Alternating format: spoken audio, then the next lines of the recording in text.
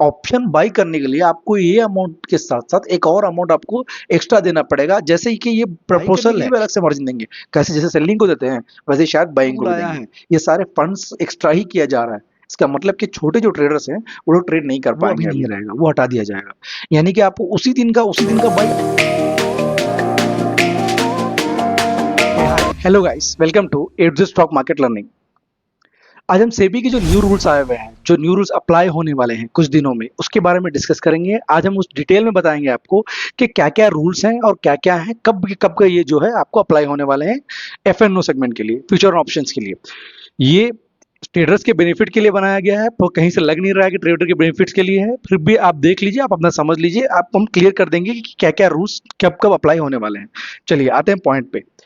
सेबी का जो new rule है, जो पहले आया हुआ है, वो पहला रूल ये है कि कॉन्ट्रैक्ट वैल्यू बढ़ा दिया जाएगा। ये हम लोग के लिए माइनस है।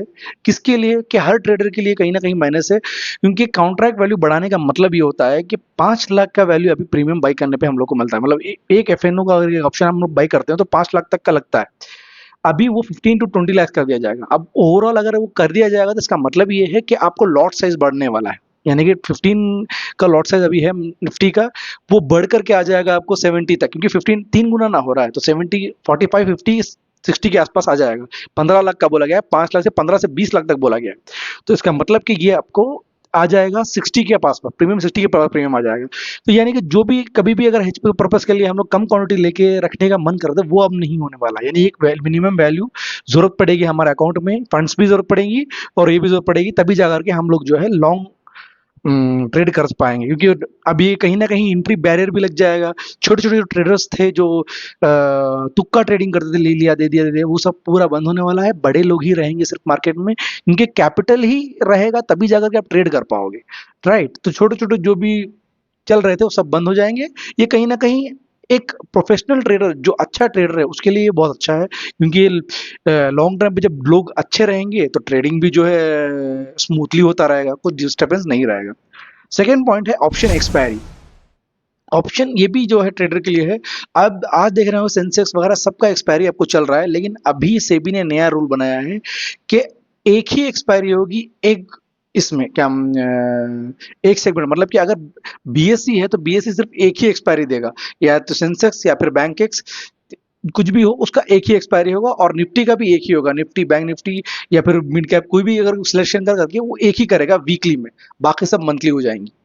यानी कि इससे ये होगा कि जो भी एक्सपायरी का जो हम लोगों को ग्रीड आ रहा था, वो ग्रीड अब नहीं आने वाला है, क्योंकि एक्सपायरी ही नहीं रहेगी। वीकली वंस एक ही एक्सपायरी। होप है कि ये निफ्टी का जो है, सॉरी, एनएससी का जो है निफ्टी होगा, और सेंसेक्स का जो है सेंसेक्स ही होना चाहिए, क्योंकि ये दो ही लग रहा है कि ये होगा। पर वीकली एक ही एक्सपायरी रहेगी, सारे एक्सपायरीज को हटा दिया जाएगा, ये सेबी ने। और ये जो है नवंबर 20 को ही लागू हो जाएगा, ये दोनों रूल नवंबर 20 को ही लागू हो जाएगा। एक ही एक्सपायरी, यानी कि अगले मंथ से आप देखेंगे कि ये सारे एक्सपायरीज बंद हो गई होंगी, एक ही एक्सपायरी चलेगी। थर्ड जो रूल है उसका, ऑप्शन बायर अपफ्रंट मार्जिन, मतलब ये है कि ऑप्शन बायर के लिए एक्स्ट्रा मार्जिन लिया जाएगा। वैसे तो ऑप्शन बायर पैसा देके ही खरीदता है, पर ऐसा लग रहा है कि ऑप्शन बाई करने के लिए आपको ये अमाउंट के साथ साथ एक और अमाउंट आपको एक्स्ट्रा देना पड़ेगा, जैसे ही कि ये प्रपोजल है, ये है वैसे ही। और ये जो है, पर इसका टाइम ज्यादा है, 1 फरवरी तक, 2 फरवरी तक जो है, सॉरी, 1 फरवरी 2025 तक इसका टाइम है। यानी तभी अप्लाई हो, तब हम लोग को समझ में आएगा। लेकिन ये है ही टेक्निकली कुछ सोचने वाली बात है, क्योंकि ऑलरेडी तो हम लोग प्रीमियम का पैसा देकर ही लेते हैं, लेकिन इसके बावजूद आपको एक्स्ट्रा प्रीमियम पे करना पड़ेगा बाई करने के लिए। वो शायद लग रहा है ऐसा कि हम लोग को बाई करने के लिए बाई का प्रीमियम अलग से और एक अलग से प्रीमियम रखना पड़ेगा ऑप्शन को बाई करने के लिए। लग तो ऐसा ही रहा है, पर ये समझ में आएगा बाद में। लेकिन अपफ्रंट मार्जिन का मतलब ये होता है कि ऊपर से मार्जिन देना। तो इसका मतलब है कि हम लोग बाई करने के लिए भी अलग से मार्जिन देंगे, कैसे जैसे सेलिंग को देते हैं वैसे शायद बाइंग को भी देंगे। ये हो गया। फोर्थ है इंट्राडे मॉनिटरी पोजीशन लिमिट्स, यानी कि इंट्राडे में जितने भी हम लोग ट्रेड लेते हैं, और ये इम्पैक्ट करेगा ऑप्शन सेलर को। ऑप्शन सेलर कभी कभार पोजीशन नहीं काटता है, तो उसका अमाउंट जितना रहता है उतना ही लॉस होगा समझता है। पर अभी क्या होगा कि अगर आपका अमाउंट उतना नहीं है, माइनस में जा रहा है, नेगेटिव, तो जो है अपने आप मॉनिटर किया जाएगा इंट्राडे पोजीशंस को। यानी कि आपके हाथ में ये नहीं रखा। कैसे 315 पे जो है अपने आप ये काट देता है, क्या नाम है, ब्रोकर, वैसे ही सेम जो है ये भी आपको मॉनिटर किया जाएगा इंट्राडे पोजीशंस को। ये एक ये है, ये भी जो है आपको फरवरी में ही लागू है 2025 में। पर ये ऑलरेडी चलता है, कुछ कुछ ब्रोकर्स नहीं करते हैं, पर ज्यादातर ब्रोकर्स ये करते हैं कि लिमिट जैसे एक्सटेंड होता है 2-3 मैसेज आकर के ऑटो स्क्वायर ऑफ हो जाता है। पर ये इसको स्ट्रिक्टली मेंशन किया गया है, तो इसका मतलब ये है कि शायद इस पे ध्यान दे करके आइंदा से कोई भी जो माइनस में चला जाता है, जैसे कि कभी पिछली बार कुछ दिन पहले ये हुआ था कि सेंसेक्स अचानक से जो है काम करना बंद कर दिया, तो इसमें बहुत से अकाउंट्स माइनस हो गए थे, तो वो सब अभी नहीं होगा, मॉनिटर करना पड़ेगा। अब आ जाते हैं fifth, expiry day selling margin increase. यानी कि एक्सपायरी डे के दिन, ये है फिफ्थ रूल, ये है कि एक्सपायरी डे के दिन आपको एक्स्ट्रा 2% मार्जिन रखना पड़ेगा ऑप्शन सेलिंग के लिए। यानी ऑलरेडी ऑप्शन सेलिंग के लिए पैसा ज्यादा है, इसके बावजूद आपको 2% ज्यादा रहेगा, यानी 1 लाख रहेगा तो 1,02,000 आपके अकाउंट में रहेगा, तभी जाकर के एक्सपायरी डे के दिन सेल कर पाएंगे। ये भी एक्स्ट्रा ही हुआ है ऑप्शन सेलर के लिए, ये माइनस पॉइंट है।